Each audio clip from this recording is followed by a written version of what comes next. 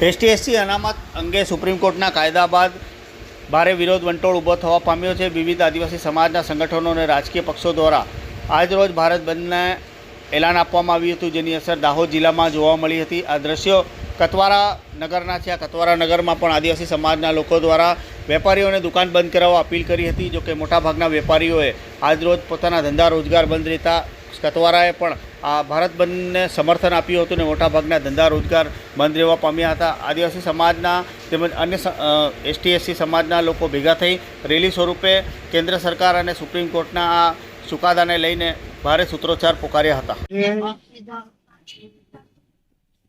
ભારત દેશની અંદર સુપ્રીમ કોર્ટે દેશના આદિવાસી અને એસસી બંનેની જે અનામતમાં વર્ગીકરણ કરી અને જે અનામતમાં નાબૂદ કરવાની કોશિશ કરી છે, એના માટે આપણા દેશના જે આદિવાસી બંધુઓ છે એ લોકોએ આજરોજ ગામના સરપંચ શ્રી પ્રતાપભાઈ અને આજુબાજુના આગેવાનો મળી કતવારા ગામની અંદર સજ્જડ બંધ છે.